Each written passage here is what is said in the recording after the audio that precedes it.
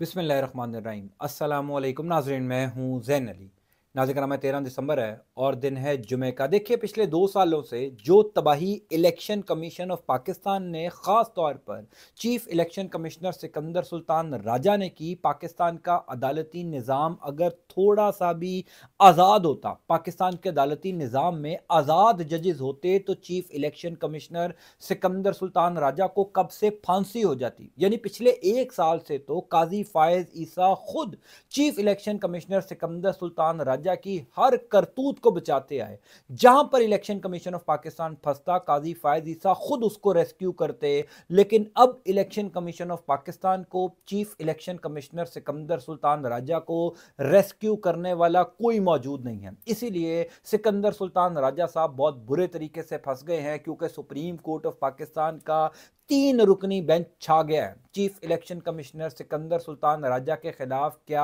Article 6 की तैयारी मुकम्मल हो चुकी है? जाली बयाने हल्फी पकड़े जाने पर आईनी ओहदे पर बैठे हुए शख्स के खिलाफ क्या कार्रवाई हो सकती है? पिछले चंद घंटों के अंदर सुप्रीम कोर्ट ऑफ पाकिस्तान से इस हवाले से बहुत बड़ी खबर, बहुत बड़ी डेवलपमेंट आ गई है। तमाम तर तफसीलात मैं आपको बता देता हूं। देखिए, पिछले 2 सालों में जो जो लोग आईनी ओहदों पर बैठकर अपने ओहदों का, अपने इख्तियारात का गलत इस्तेमाल करते रहे, कभी ना कभी तो उनके खिलाफ भी कार्रवाई होनी है। कभी ना कभी तो घड़ी की सुइयां रिवर्स होंगी। मुझ समेत बहुत से साफी पिछले कई अरसे से ये कह रहे थे कि जब भी पाकिस्तान का अदालती निज़ाम बेहतर होगा, जब भी पाकिस्तान के अदालती निज़ाम में बैठे हुए आज़ाद जजेस आज़ादाना तौर पर फैसले देना शुरू करेंगे, सबसे पहली तलवार चीफ इलेक्शन कमिश्नर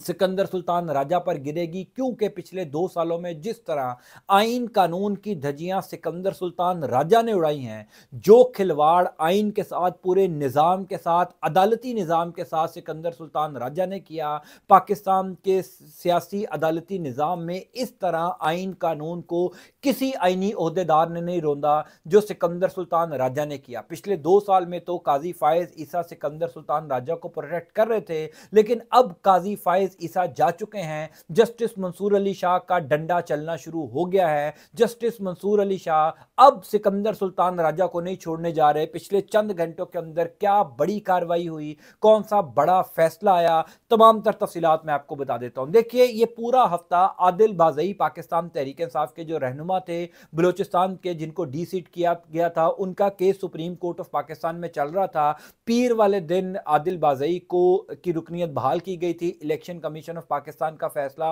मुअत्तल किया गया था। आज इलेक्शन कमीशन ऑफ पाकिस्तान का फैसला कलअदम किया गया और आदिल बाज़ई साहब के हल्के में ज़िमनी इंतखाब भी रुकवा दिया गया। सबसे इंपॉर्टेंट बात यह है कि इस केस के तफसीली फैसले में जिस तरह chief election commissioner Sikandar Sultan राजा फंस गए हैं, जिस तरीके से सिकंदर सुल्तान राजा के खिलाफ आर्टिकल 6 की कार्रवाई का बाकायदा तौर पर आगाज होने जा रहा है, जिस तरह सुप्रीम कोर्ट ऑफ पाकिस्तान की राहदारियां, खास तौर पर जस्टिस मंसूर अली शाह साहब के कमरे अदालत से खबरें आ रही हैं, सिकंदर सुल्तान राजा का बचना नामुमकिन है। वो कैसे, मैं आपको बता देता हूं। मैं आदिल बाज़ई साहब के केस का मुकम्मल बैकग्राउंड आपको बता चुका हूं कई दफा अपने पुराने वीलॉग्स में कि 2 बयाने हल्फी इलेक्शन कमीशन ऑफ पाकिस्तान में जमा हुए थे। एक बयाने हल्फी खुद आदिल बाज़ई ने जमा करवाया था और एक बयाने हल्फी आदिल बाज़ई के नाम इस्तेमाल करके किसी और शख्स ने जमा करवा दिया था। वो जो 2 नंबर बयाने हल्फी था, वो जो जाली बयाने हल्फी था, वो इलेक्शन कमीशन ऑफ पाकिस्तान ने मानते हुए,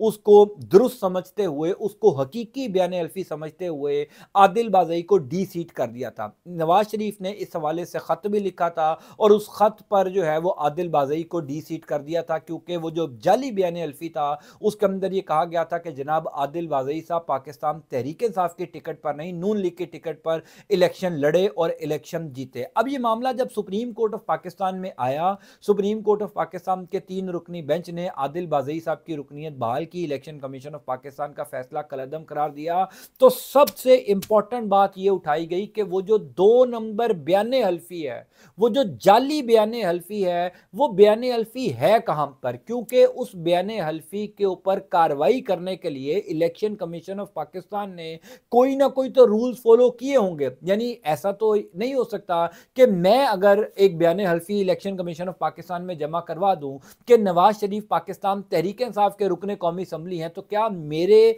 बयान हल्फी जमा करवाने पर election commission of Pakistan Nawaz Sharif को तहरीक इंसाफ का मेंबर कौमी असम्बली डिक्लेयर कर देगा? ऐसा तो नहीं हो सकता ना कि एक आम आदमी बयान हल्फी जमा करवाए और एक नेशनल असम्बली का मेंबर कह रहा हो कि यह बयान हल्फी झूठा है, जो बयान हल्फी मैंने दिया वो ठीक है, इलेक्शन कमीशन ऑफ पाकिस्तान उस 2 नंबर बयान हल्फी के मुताबिक मेंबर कौमी असम्बली को डी सीट कर दे, तो कहीं ना कहीं तो उसकी इंक्वायरी करवाई गई होगी, कहीं ना कहीं से तो ये चेक किया गया होगा कि वो बयान हल्फी ठीक था या नहीं। अगर चेक नहीं किया गया तो फिर chief election commissioner Sikandar Sultan राजा ने संगीन आईनी गलती की है, यानी वो आइन तोड़ने के मुर्तकिब हुए हैं। वैसे तो पिछले 2 सालों में सिकंदर सुल्तान राजा ने कई दफा आइन तोड़ा है, यानी सबसे पहले 2023 के आगाज में जब इमरान खान ने पंजाब और खैबर पख्तूनख्वा की असम्बली तहलील की थी, आइन के मुताबिक इलेक्शन कमीशन ऑफ पाकिस्तान की यह जिम्मेदारी थी कि 90 रोज के अंदर पंजाब और खैबर पख्तूनख्वा में जहां पर असम्बलियां तहलील हो चुकी थी वहां पर आइन के मुताबिक 90 रोज में इंतखाबात करवाए जाए, लेकिन इलेक्शन कमीशन ऑफ पाकिस्तान ने उस टाइम इंतखाबात नहीं करवाए क्योंकि सुप्रीम कोर्ट ऑफ पाकिस्तान ने काजी फायज ईसा बैठे हुए थे और chief election commissioner Sikandar Sultan राजा को यकीन था कि जब तक काजी है मुझे कोई हाथ नहीं लगा सकता। उसके बाद फिर 8 फरवरी के इंतखाबात हुए, आपने देखा कि किस तरीके से अवामी मैंडेट पर डाका डाला गया, करोड़ों लोगों के वोट की तौहीन की गई। सिकंदर सुल्तान राजा ने फॉर्म 45 को फॉर्म 47 में तब्दील किया। रावलपिंडी का जो कमिश्नर था लियाकत चट्टा, उसने सारा कुछ बयान कर दिया कि किस तरह सिकंदर सुल्तान राजा ने तमाम तर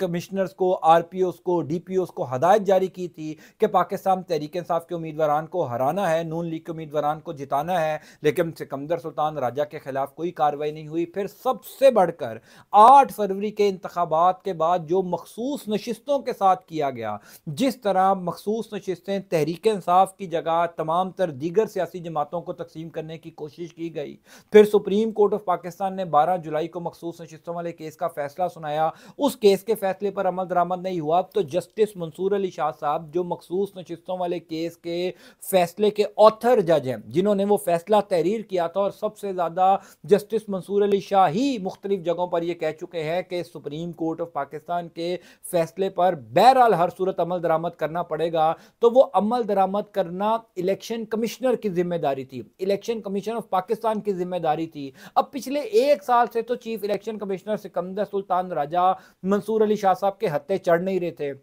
मंसूर अली शाह साहब से बच रहे थे। ये पहला मौका है, ये जो आदिल बाज़ई का केस है, ये जो जाली हल्फनामे पकड़े जाने वाला मामला है, ये पिछले 1 साल के दौरान पहला मौका है कि chief election commissioner Sikandar Sultan राजा बराह रास्त डायरेक्ट जस्टिस मंसूर अली शाह की अदालत में पेश हुए और जस्टिस मंसूर अली शाह साहब के अंडर आ गए। यानी अब जस्टिस मंसूर अली शाह का कलम चलेगा और वो अगले पिछले तमाम तर हिसाब बराबर हो जाएंगे जो election commission of Pakistan, chief election commissioner Sikandar Sultan Raja justice Mansoor Ali Shah का हुक्म ना मान के करता रहा। यानी जस्टिस मंसूर अली शाह ने इस दौरान 2 वजाहती फैसले जारी किए कि क्यों इलेक्शन कमीशन ऑफ पाकिस्तान मखसूस नशिस्तों वाले केस के फैसले पर अमल दरामद नहीं कर रहा, क्योंकि चीफ इलेक्शन कमिश्नर को इस बात का यकीन था काजी साहब सुप्रीम कोर्ट में है, हमें कुछ नहीं हो सकता, और चीफ इलेक्शन कमिश्नर शेर बने हुए थे। अब जस्टिस मंसूर अली शाह साहब ने जाली हल्फनामे पकड़े जाने पर सिकंदर सुल्तान राजा के खिलाफ कार्रवाई का इंदिया दे दिया है। क्या आर्टिकल 6 की कार्रवाई बनती है? क्योंकि सिकंदर सुल्तान राजा साहब यानी चीफ इलेक्शन कमिश्नर एक आईनी ओहदा है, और एक आईनी ओहदे पर बैठा हुआ शख्स अगर जाली हल्फनामे का इस्तेमाल करे, यानी ये जाली हल्फनामा ही है ना कि एक हल्फनामा जिसकी कोई तस्दीक नहीं हो सकी, या तो election commission of Pakistan supreme court में आकर ये कह दे कि हमने फलां इदारे से इसकी तस्दीक करवाई है, फिर तो उस इदारे के खिलाफ कार्रवाई होगी। यानी आज इस केस की समाअत के दौरान डीजी लॉ जो इलेक्शन कमीशन ऑफ पाकिस्तान की जानिब से कमरा अदालत में पेश हुए, अरशद खान साहब सुप्रीम कोर्ट ऑफ पाकिस्तान के तीनों जजेस ने, जस्टिस मंसूर अली शाह, जस्टिस आयशा ए मलिक साहिबा, जस्टिस अकील अब्बासी साहब, ये तीनों जजेस डीजी लॉ इलेक्शन कमीशन से तकरीबन 25 मिनट तक ये मुतालबा करते रहे कि जिस बयान हल्फी को बुनियाद बनाकर आपने आदिल बाज़ई को डी सीट किया, जिस बयान हल्फी को बुनियाद बनाकर नवाज शरीफ ने स्पीकर कौमी असम्बली अयाज सादिक को खत लिखा, अयाज सादिक ने रेफरेंस भेजा chief election commissioner Sikandar Sultan राजा के खिलाफ, यानी जो जाली बयान हल्फी के ऊपर आपने एक मेंबर कौमी असम्बली को डीसीटी कर दिया, उसके लाखों वोटर्स की तौहीन कर दी, पाकिस्तान तहरीक इंसाफ से उनकी सीट छीन ली, आखिर वो बयान हल्फी है कहां पर? वो बयान हल्फी तो लेकर आए, वो बयान हल्फी कमरा अदालत में पेश करें, हम वो बयान हल्फी देखना चाहते हैं। वो तहरीर किसने किया, वो लिखा किसने, उसके ऊपर दस्तखत किसके हैं, उसके ऊपर मोहर किसकी है? आखिर कहीं ना कहीं तो वो बयान हल्फी जो है वो तस्दीक के लिए गया होगा, क्योंकि जब भी कोई बयान हल्फी आप किसी सरकारी दफ्तर में जमा कराते हैं, किसी सरकारी ओहदे पर बैठे हुए शख्स के सामने पेश करते हैं, तो उसको नोटराइज करना होता है, उसको मुख्तलिफ जगहों से तस्दीक करने के बाद ही बयान हल्फी जमा करवाया जाता है। अब चूंकि वो जो बयान हल्फी जिसको कहा जा रहा है कि ये आदिल बाज़ई साहब का बयान हल्फी था, मुझे 100% इस बात का यकीन है कि वो बयान हल्फी ना तो तस्दीक शुदा होगा, ना किसी सरकारी अफसर ने उसको तस्दीक किया होगा, ना किसी मजिस्ट्रेट ने उसको तस्दीक किया होगा, क्योंकि वो बयान हल्फी 2 नंबर था। इस वजह से इलेक्शन कमीशन ऑफ पाकिस्तान का पूरा अमला इस टाइम उस बयान हल्फी को छुपाने में लगा है। अगर वो बयान हल्फी सुप्रीम कोर्ट ऑफ पाकिस्तान में पेश कर दिया जाता है तो सिर्फ chief election commissioner Sikandar Sultan राजा के खिलाफ कार्रवाई नहीं होगी हुजूर वाला, फिर तो उन तमाम लोगों के खिलाफ कार्रवाई होगी जिन्होंने उस बयान हल्फी की तस्दीक की, यानी जो दस्तखत किए होंगे किसी शख्स ने। आदिल बाज़ई ने तो दस्तखत नहीं किए, आदिल बाज़ई साहब तो खुद ये बात कर रहे हैं कि मेरा बयान हल्फी तो वो है जो मैंने सुप्रीम कोर्ट ऑफ पाकिस्तान के हुक्म के मुताबिक इलेक्शन कमीशन ऑफ पाकिस्तान में जमा करवाया, जिस बयान हल्फी के अंदर ये लिखा है कि मैं सुन्नी इत्तेहाद कौंसिल में का टिकट लेकर इलेक्शन लड़ा, अब मैं पाकिस्तान तहरीक इंसाफ में शामिल हो रहा हूँ, अब मैं इमरान खान की जमात में शामिल हो रहा हूँ, लेकिन chief election commissioner Sikandar Sultan राजा के इदारे ने यह मानने से इनकार कर दिया और 2 नंबर बयान हल्फी पर आदिल बाज़ई को डीसीट कर दिया। ये मामला सिकंदर सुल्तान राजा के गले पड़ चुका है। पिछले चंद घंटों के अंदर हमारे कुछ दोस्त शहर इक़्तिदार से सुप्रीम कोर्ट ऑफ पाकिस्तान से इस खबर की तस्दीक कर रहे हैं कि जस्टिस मंसूर अली शाह ये मौका हाथ से नहीं जाने देंगे। यूं कह लीजिए कि मंसूर अली शाह साहब के पास भी बड़े अरसे बाद ये मौका आया है कि वो सिकंदर सुल्तान राजा की गर्दन उड़ाएं, क्योंकि सिकंदर सुल्तान राजा ने पिछले 2 साल से जिस तरह निज़ाम की गर्दन उड़ाई, जिस तरह आइन और कानून की गर्दन उड़ाई, जिस तरह उन्होंने खिलवाड़ किया आइन और कानून के साथ, मैंने आपको मिसालें देकर बताया कि कहां कहां पर आइन तोड़ा गया, कहां कहां पर कानून रोंदा गया, कहां कहां पर सुप्रीम कोर्ट ऑफ पाकिस्तान का हुक्म नहीं माना गया। यानी चीफ इलेक्शन कमिश्नर का जो ओहदा है वो सुप्रीम कोर्ट ऑफ पाकिस्तान के जज से तगड़ा तो नहीं है, वो तो एक मजिस्ट्रेट लेवल का ओहदा है। वो मजिस्ट्रेट लेवल का आईनी ओहदेदार इतना ताकतवर बना हुआ था कि वो पाकिस्तान की सबसे बड़ी आईनी अदालत का हुक्म नहीं मान रहा था। सुप्रीम कोर्ट ऑफ पाकिस्तान का फुल कोर्ट बेंच, यानी 15 जजेस जिस केस की समाअत कर रहे थे, वो केस का फैसला 8 जजेस कहते हैं कि जनाब तहरीक इंसाफ को मखसूस नशिस्तें मिलनी चाहिए। आज 6 माह गुजर चुके हैं, सुप्रीम कोर्ट ऑफ पाकिस्तान के इस हुक्म पर अमल दरामद नहीं हो सका, क्योंकि सिकंदर सुल्तान राजा के पीछे ये निजाम खड़ा हुआ था। लेकिन जब किसी आजाद जज ने सिकंदर सुल्तान राजा के खिलाफ कार्रवाई करनी थी, वो फिर कार्रवाई होनी है। और अब सिकंदर सुल्तान राजा साहब बहुत बुरे तरीके से फंस चुके हैं, क्योंकि उनका मामला जस्टिस मंसूर अली शाह साहब की अदालत में चला गया, और वही जस्टिस मंसूर अली शाह साहब जिनका रास्ता रोकने के लिए सिकंदर सुल्तान राजा ने इस निज़ाम के साथ मिलकर मखसूस नशिस्तें पाकिस्तान तहरीक इंसाफ को नहीं दिया। पिछले चंद घंटों के अंदर बड़ी इंपॉर्टेंट सूरत हाल डेवलप हो चुकी है। सुप्रीम कोर्ट के 3 रुकनी बेंच ने आदिल बाज़ई केस का फैसला सुना दिया, और इस तफसीली फैसले के अंदर यह लिख दिया कि हर सूरत में इलेक्शन कमीशन ऑफ पाकिस्तान को वो 2 नंबर बयान हल्फी सुप्रीम कोर्ट ऑफ पाकिस्तान ने जमा करवाना पड़ेगा। यानी ये बाउंडिंग कर दी है सुप्रीम कोर्ट ऑफ पाकिस्तान के 3 रुकनी बेंच ने कि ये जमा कराए बगैर जान नहीं छूटनी। जिस तरह भी हो,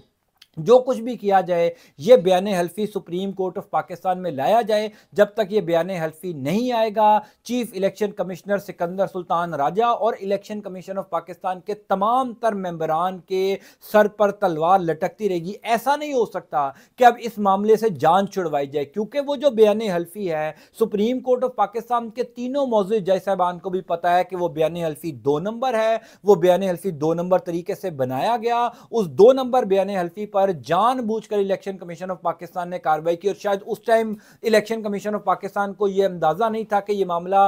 जस्टिस मंसूर अली शाह साहब की अदालत में लग जाएगा। शायद उस टाइम पर chief election commissioner Sikandar Sultan राजा को यह भी कोई गारंटी दी गई होगी कि हम ये मामला आईनी बेंच के सामने लगवा देंगे या हम ये मामला जस्टिस मंसूर अली शाह के पास जाने नहीं देंगे। अब जबकि ये मामला मंसूर अली शाह साहब की अदालत में आ गया तो ये 2 नंबर बयान हल्फी, ये जाली बयान हल्फी सुप्रीम कोर्ट ऑफ पाकिस्तान के सामने जब आएगा तो ना सिर्फ सिकंदर सुल्तान राजा की गर्दन उड़ेगी, उन तमाम लोगों की गर्दन उड़ेगी जिन्होंने इस 2 नंबर जाली बयान हल्फी को तैयार किया। और अगर ये बयान हल्फी मंजर आम पर नहीं आता तब भी chief election commissioner Sikandar Sultan राजा के खिलाफ कार्रवाई होगी। तो बहुत बुरे तरीके से सिकंदर सुल्तान राजा साहब फंस चुके हैं। बहरहाल सुप्रीम कोर्ट ऑफ पाकिस्तान में आइंदा आने वाले दिनों में इस हवाले से क्या बड़ी डेवलपमेंट होगी मैं इंशाअल्लाह आपको तफसीलात से आगाह करता जाऊंगा। बहरहाल एक चीज से हमें जरूर पुरुमीद रहना चाहिए कि आज नहीं तो कल आईनी ओहदों पर बैठे हुए जिस शख्स ने पिछले 2 साल से अपने ओहदे का, अपने इख्तियारात का गलत इस्तेमाल किया, आइन कानून को रोंदा,